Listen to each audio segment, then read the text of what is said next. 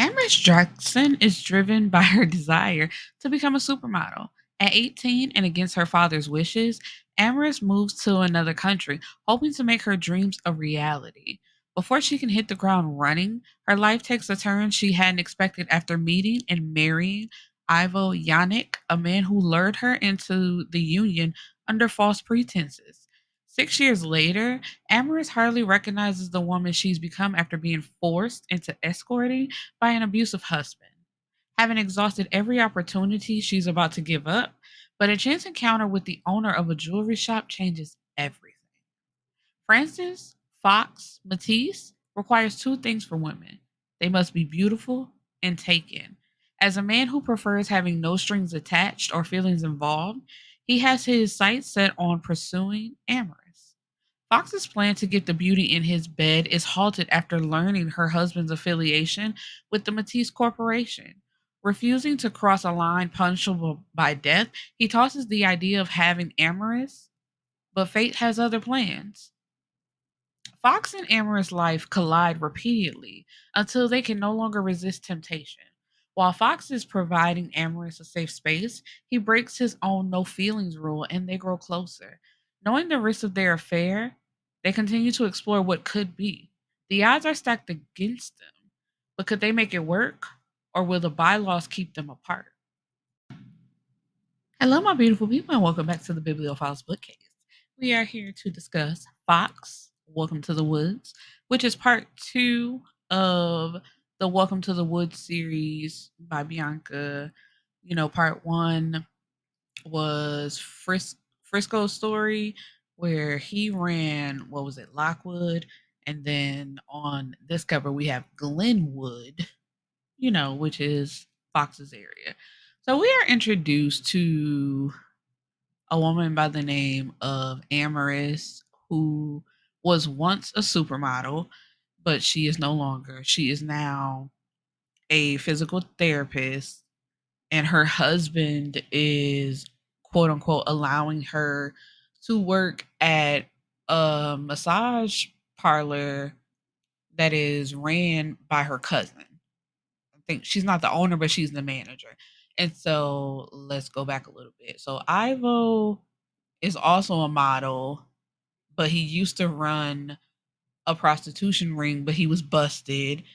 And so they're forced to live in America because what? Where were they living? They were living overseas. So now to basically like humble himself because he has an image consultant who is trying to clean up his image, but it's like he's doing everything to fight it because he's used to his life being one way and it's no longer that way. And it's just like, okay, we have to clean up your image. You need to start doing this, this, and this. And he's like, do you know who I am? I used to, which I loved. Cause okay, let's just start here. Cause what was it? His or was she like his manager? Anyway, it don't matter.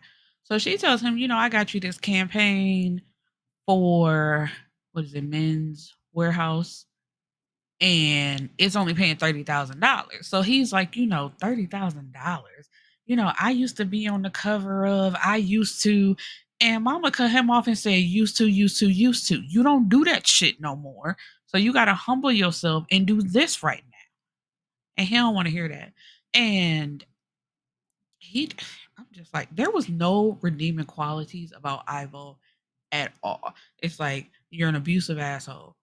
You do drugs. You force your wife to prostitute. So it's just like there's nothing good about him. But Amorous, she's just trying to make it. Really, mama don't have a will to live. She attempted to unalive herself already, but I believe Ivo found her and she was put into rehab. But after that, she hasn't had any drugs, but she's still being forced to give herself away, if you will. And so, when she goes to this job, she's thinking like, okay, things are finally going to be on the up and up.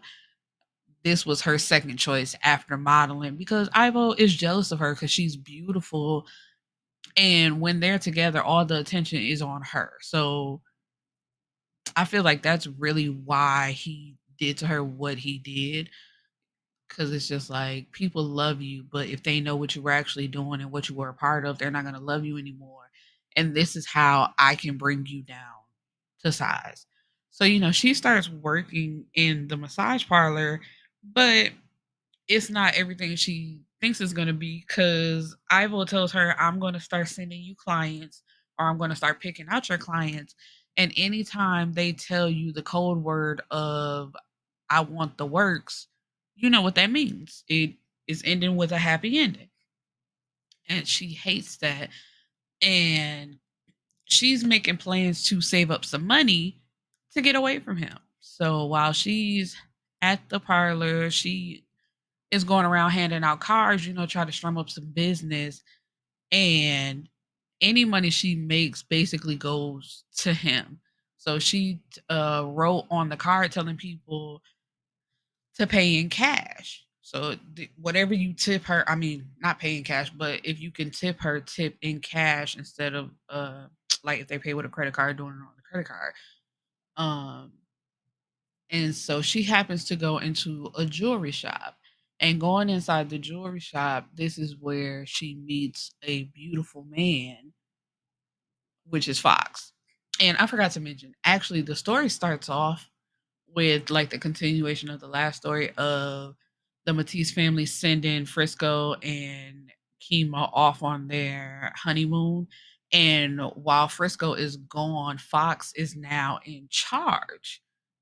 So he's taking over Frisco's place, and which is so funny. And it's always like this though. It's like looking at another person do their job, they make it look so easy. He doubted all the stuff his brother did, and now that he has to do those same things, he's tired as hell. He ain't getting no type of sleep. And so, we're introduced to Fox. And I don't know why I didn't pay attention in the last book, but it's just like they all light skinned. Fox got green eyes though. He wears canine jewelry because he has like the four canine teeth. He sounded like he would be fine. I was just like, I'd like to see it. But anyway, this is their first encounter with each other. They're attracted. Nothing more happens. We leave it at that. So she's working, and Ivo is also setting her up on dates. But anyway, Fox comes.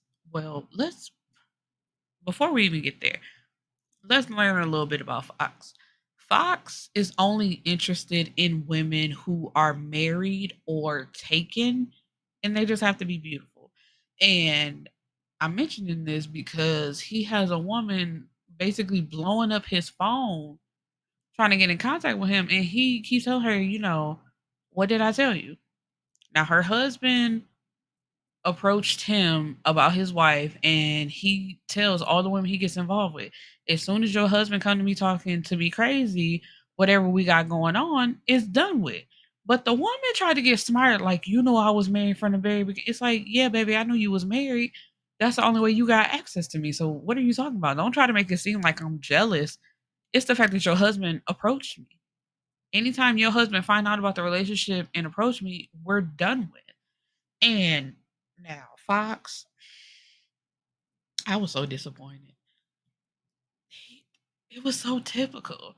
And the only reason why he's like this is because at one point, the woman that he thought he was going to marry and was going to be with for the rest of his life, she basically got bored with him and moved on to something else. So, because he got his heart broken once at like what 21 or 20 something like that, he's been doing this shit ever since. It's like you didn't even attempt to give love another try. You just automatically like, "Oh, I've been hurt once. I'm just going to fuck up other people's relationships because somebody fucked up mine."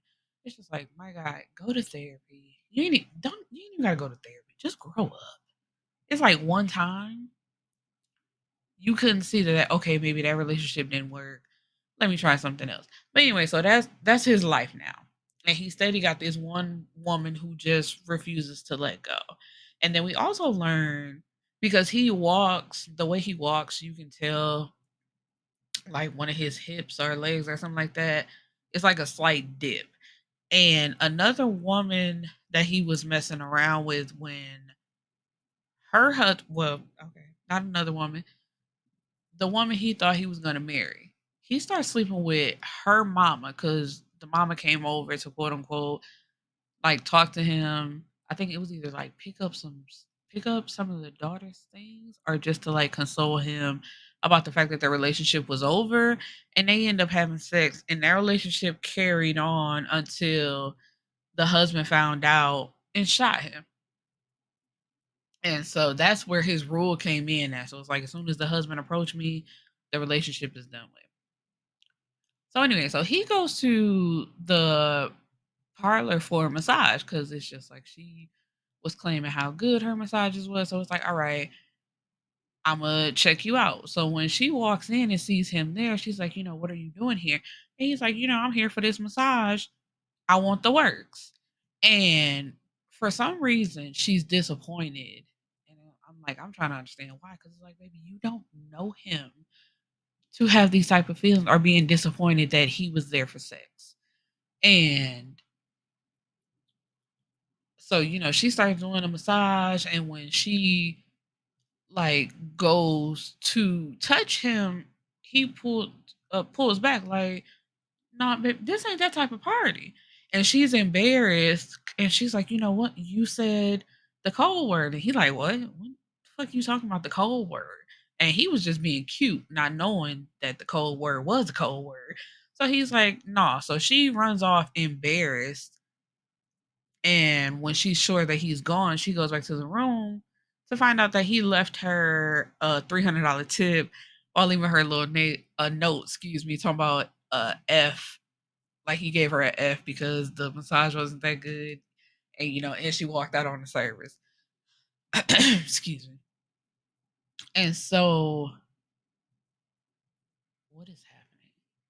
I thought it was so cute. Okay, just real quick. I just want to put this in here because I thought it was funny. So we get a group FaceTime call between the brothers where Frisco is just checking in, like, tell me what's going on. Um he lies. Like he don't tell him how things are progressing in his world. But anyway, I forgot to mention as well. Sorry. So let's go back to the beginning. At the beginning, a older mob boss approaches Foxx and tells him, I want you to look out for my grandson because he been fucking up a lot lately, and basically just tell me whether he's what was it? It's like give him one more chance, and then if he doesn't straighten up, then unfortunately, my own grandson is gonna get killed. And so that grandson is Ivo. So when Foxx finds out that Amyris is not only married, but this is who she's married to, he's like, "Oh, I really can't mess with you," even though he's really attracted to her because they have bylaws, excuse me, in the mafia where you cannot mess with someone's wife or it's punishable by death. But when Foxx finds out what's going on, because what this was date 2 or 3 that Ivo had sent her out on, and the guy that she was going on the date with was trying to hand her off to somebody else to clear a debt. And Fox knew what type of man that person was, so he intercepted and got her away from him. And this is when they start spending time together, and he realizes what her situation is. And the one thing I didn't, he was so judgy, and it pissed me off because it's just like, I guess from the outside looking in, it did look like, now let me say this, Amber says it did look like you were not putting forth enough effort to get away from your husband and to leave the situation. But like I said, that's on the outside looking in. So let's just say you know her story, you know what's going on, and you know she attempted to get away once before. but it didn't happen. Now, a little bit more of Amyris and Ivo's story. So, Amyris was on a vacation with her mother, and I think she had just turned 18, and this is where she met Ivo. And they quickly fell in love and got married. And so this is how, and she had started her modeling career, and things just went downhill from there. And at one point, she was on drugs too, and she was drinking a lot, and she had took a whole bunch of pills trying to unalive herself, but she was caught in time. And when she went to rehab, she called her dad to attempt to get away, but Ivo got there first and got to her and basically kept her locked away for what, like a month, like kept her locked away in a room. So it's just like, man, this shit was crazy. I'm telling you, this story was crazy. I'm not even gonna lie. My first thought was there is no way they should have got together in any capacity. Amorous needed therapy and she needed time alone. But the fact she went from one relationship to the next, it was just like my girl, she is not healed. She's not healed at all. But anyway, so they spend some time together to make it seem as if she's still on the date with the guy, but she's actually hanging out with Foxx. And like I said, he's judgy. So she leaves and she's like, I don't have to take this from you. You don't know my life. You don't know anything about me. I'm trying to work things out. And Foxx actually offered, he's like, I'll give you money right now. But if he gave her the money, then she would leave and they would never see each other again, or, like she would be in the wind. Because she came up with a plan, but her plan, it didn't make no sense. She didn't have no money to really get away from him when she was saying it wouldn't take him very long to find her. So it's just like, you're going to be stuck here forever. I'm trying to offer you an out. You don't want to take the out. So it looks like you want to stay where you are. Anyway, so he also tells her, as much as I want to do this thing with you, I can't. Because okay, my bad. I left something out. So in what was it? In light of the date that he intercepted, she was supposed to be going for the weekend. So he gets her bag and brings her up to his hotel room, which of course he owns. And that's where she's staying for the weekend until it's time for her to go back home. So he was trying with all his might to resist her, but she brought nothing but lingerie because she thought it was that type of party. He's like, nah, we not doing that. And so, but they do spend time together, getting to know each other, answering questions that he said he wasn't going to answer. And they end up having sex with each other because they are just that irresistible to each other. But after that weekend, I think he sends her home with a cell phone, but she at first doesn't take it or want to take it because it's like, he gonna go through all my stuff. He is going to search for everything. So that was one reason why she couldn't take the money or the phone. And of course, what was it? They went out because she didn't have no clothes. So she had on one of his shirts and like made it into an outfit. And it's a reason for this. Also, okay.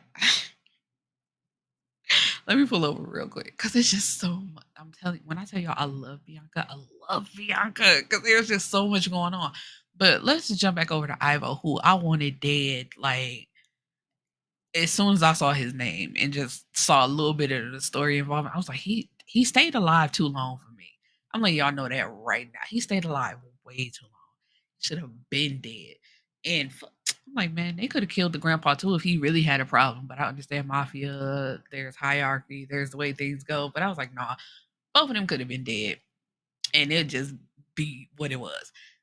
But anyway, in all the time that all of this is going on, Ivo is going through fake therapy. And I call it fake because While the therapist is real and he's really trying to help Ivo, Ivo is he's one of those. I'm telling you, there's no redeeming qualities about Ivo.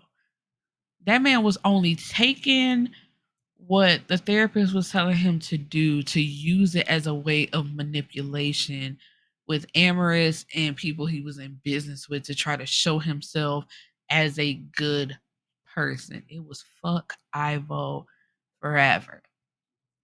But what I will say is, I we know, and if you don't know, I feel a way. I don't, you know what? And I've grappled with this because I don't know how to explain it. Because I didn't like the aspect of the story. I felt like it brought nothing to the story, but it is something that needs to be discussed at the same time because people really do go through these things. So, a little bit more of Ivo's backstory. Ivo is gay. I don't want to call him bisexual. I feel as if Ivo is gay. But because of the family that he grew up in and what happened, he could not be who he really wanted to be. And so he forced himself to be with women, although they were not really who he wanted to be with. Okay, real quick, guys, we're going to take a break. So, where I was going with that. So, as a child, it seemed as if Ivo was abused by his father because his father suspected he was gay and wanted to beat the gay out of him, while the mother intent on raising him as, embracing who he is and letting him be who he is. So because he was attacked by his father and it was basically beaten into him that that quote unquote way of life was wrong. And then soon after that, the father was taken, and what they can only assume to mean is that he was killed by the mafia or by somebody else. So that put a strain on the family because the mother, although she embraced who he is, it also seemed as if she blamed him for the father being taken away. And so that's something he was battling his whole life, because at some point in that very first date that she went on, that's where I was going with this. So he sends his wife on the date, like forces her to do this, but then he also follows to see them interact with each other, and he's turned on by the man groping his wife. And then when he meets Foxx, because Foxx introduces himself to him, like, your grandfather wants me to look after you in a way. um he's attracted to Foxx but doesn't let on. So anyway, let's jump back to the trip. Nope, I take that back. I'm conflating the two dates. So after she leaves the hotel and go back home, as soon as she gets home, come to find out that somebody else wants to book her, and it's for a trip to New York. So at first she thought he wasn't going to let her go because the guy's last name was Jackson, the same as her. So she was like, he's probably going to think that it's a family member trying to get me. And no, but he sends her on her way. And while she's in New York, because that was the t-shirt thing, um, she had his shirt as like a dress when they went to one of the outings. And the whole time there, she's in New York. He's also in New York because it was a meeting set up between the grandfather, Ivo, and Foxx right hand man. Um, he saw her. What was it? It was a masquerade party. So when he saw her there, and he kept calling the guy that she was supposed to be out for the weekend with, and he's like, why do you keep calling me? And he's like, that's my wife. And the guy's like, yeah, who I paid for, and she's safe. So why do you keep calling me on to talk to her and basically hangs up on Ivo. And Ivo is losing his fucking mind because he wants to know why she's in New York, why she by herself, and he's putting it together like she not really with him. He's suspecting that she's there with Foxx, but when he saw her, she was by herself. So it's like you're only speculating. And so the reason why I keep bringing up the T-shirt is because when she went back home from New York, she kept the shirt. And so while he's following her around, asking her about her trip, asking her how it went, he notices the shirt and he snatches it up and he smells and he's like, this cologne smells familiar. Now let's jump back to New York when they sat down for the conversation. The granddad is like, I was thinking maybe you could set him up on like a lower scale and let him work his way up for like a year or two. And Fox is like, I'm not doing business with anybody that's like high right now. The answer is a no. Um, and the grandfather says, "Boy, look at me." And looking at him, his eyes red as shit. You could tell he high. So he apologizes and they stand up to leave. And Ivo asks, "Can I ask what cologne that is?" And Fox tells him, "No, you can't ask me nothing. And even if I did tell you what it was, you probably couldn't afford it." So then we jump back to this. He grabs up the shirt and he recognizes that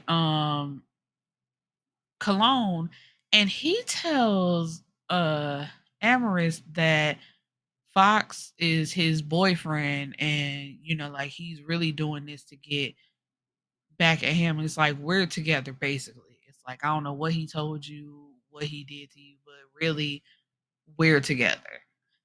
And she's like, okay, like basically shows no emotions, just like, okay, cool, that's what's up. Basically just leaves it at that. Like I ain't got nothing for you. But then she shows up to Fox's jewelry store and basically shows her ass. Like, you nasty motherfucker. You sleeping with my husband. And Fox is like, girl, what the hell? What is you talking about? And so kind of and after they sit down and have a conversation, he's like, you really believe that? No, like dead ass. That story that he told you, that made sense in your head. And she couldn't explain. She's like, it just sounded so. Fox like, you know what, mama, y'all got it. This shit y'all got going on, cool, whatever. So when that didn't work to his advantage, Ivo then basically the nigga snitches and tells that Fox been messing with his wife. And so when Frisco come home, he's like, oh shit. This is why I should take notes. Y'all. All right, I'm sorry, we got to double back. Let's double back to New York once again. So somebody set up a meeting with Fox because he's a jeweler, Lord. So he knows his jewelry. So somebody was trying to set up a meeting, I guess, to show him some diamonds to determine if they were real or not. And right before he's supposed to go into that meeting, he gets a call from who? Who was it? Was it Free? Yeah, from Free. And Free is like, it's a setup. Don't go in there.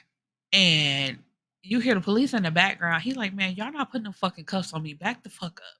And he's like, yeah, this shit was set up by the girl he was messing with, her mama. The same, what was that woman's name? Charity, who had been calling him all throughout the book. She even approached him at one point trying to apologize just to keep the relationship going. And he kept telling her that it was over. So, you know, he hangs up, and the reason why the police were there is because Free had to choke old girl to get the information out of her, and she called the police. So basically, it's a domestic dispute. So anyway, he's like, all right. And when he hung up, he got the information of her location, and they're there in New York. Charity and her husband having dinner, smoking cigars, like they just know the plan went through, and basically what, celebrating his demise or some shit like that. But he walks up to them and the husband tried to jump up and jump back. He like, man, sit your ass down. And he goes over to Charity and says, smile and act like this is a good conversation. All the while grin through his motherfucking teeth, like, I'm not gonna tell your ass again to leave me the fuck alone. I said it's over. That's what the fuck I meant. We are no longer doing this. Leave me alone. And then turns to the husband like, hit that shit from the back, bite her ass, slap her ass, and y'all move on with y'all fucking relationship and leave me alone. Thank you so much. And so he leaves it at that and he leaves. So Amyris and Foxx, like basically they can't leave each other alone. And now that it's been basically brought to the mafia's attention, they know pretty soon Fox, like basically he signed his death warrant. That it is what it is. So Frisco done came home. He like, why am I coming home to a fucking mugshot of my baby brother? And what do you got on in this shit of you messing with this bitch? And Amorous, she tries to leave. She's like, I'm sorry, I didn't mean to mess up your life. I don't want to do this to you. And he's like, my life ain't worth living if you not in it. And I knew what I was doing, and I'm okay with that. So she's finally like free and clear of Ivo. She's been staying with Fox at his house, and they just know basically like how they did Ivo's daddy. Pretty soon, it's gonna be some men pulling up just to take him away. And so when that finally does happen, she freaks the fuck out like, no, you can't leave me. I won't let you go. We can't do this. Um, and then when she wakes up, they're on a boat. So you have I can't stand that fucking man. Anyway, it's another like the head of the mafia, like, why am I hearing about this when I find out this type of information, whatever, whatever. So it's like to entertain himself because he's old and done did so much shit with the mafia. He wants to be entertained. He's like, okay, these are your choices. Amorous has to choose one or the other because you have Ivo tied up in one chair and Fox tied up in another. So it's just like, she has to make a choice. And whoever she doesn't choose, she has to shoot. And so, of course, she chooses Fox because it's like, there's no way I would go be with that motherfucker who did all that shit to me. No way. So of course, uh Fox is the choice, but she has to shoot Ivo. She doesn't want to shoot him. She doesn't want to shoot anybody. And I was like, that was kind of fucked up to put that on her. And Fox was trying to fight for her not to do it, but it's like, what was his name? Was it Stefano? I'm drawing a blank. But anyway, he was like, no, it has to be her, and she has to do it. So at first it seemed like she wasn't gonna do it, and it was uh Ivo was gonna make it. But then she picks up the gun, closes her eyes, and shoots. I'm sorry, it was so funny. Because Fox was like, man, what the fuck? Why would you close your eyes to shoot? So anyway, she has to end up shooting Ivo, and then they take her out, and you can hear them whooping Fox's ass. And there's nothing nobody can do about it. Because Frisco is there too. And it's just like, unfortunately, these are the consequences. So he gonna have to take that ass whooping because he, disrespected the bylaws, but he's not dead. So when they walk him out, she tries to go over to him, but they pull her back. Like basically, you cannot see him right now, and he was on taken to get medical attention. Like, what he was it cracked or broken ribs? So he was like in the bed. I was gonna say in the hospital bed, but just in his bed, like doped up on medication, and she was by his side the whole time. And so they end up being together, and her moving on from Ivo to them being in this relationship together.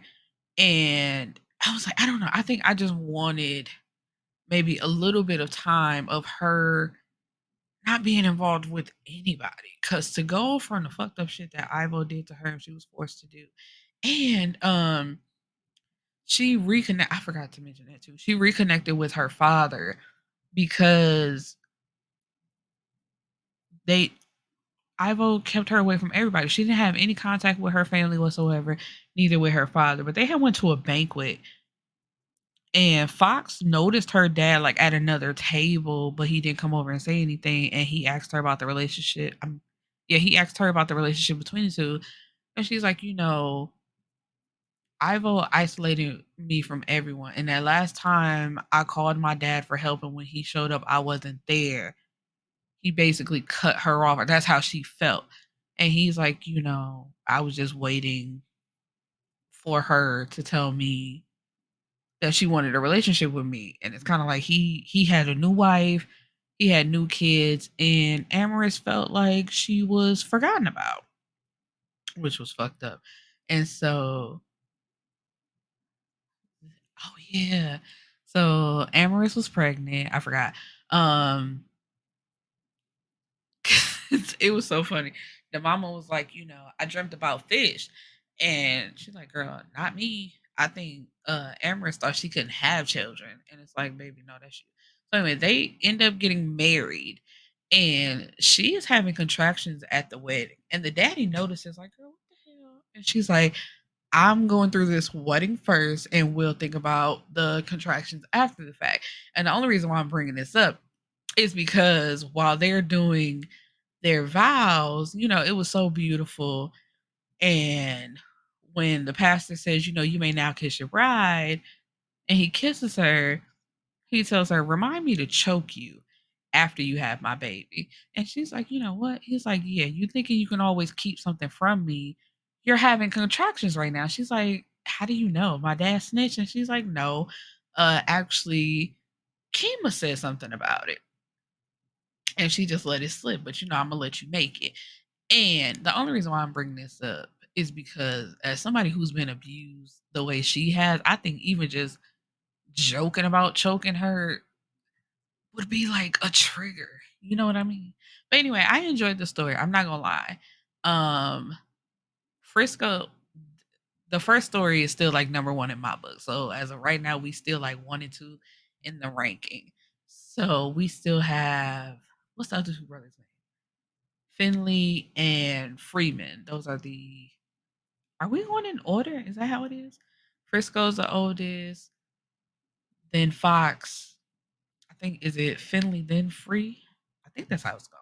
But anyway, I can't wait because who has the like the Blueface house with the women fighting over themselves? I believe that's Free, and I can't wait to get to his story because I want to see how that goes. Anyway, that's all I got, my beautiful people, and I will see you back in the next episode. Peace and blessings.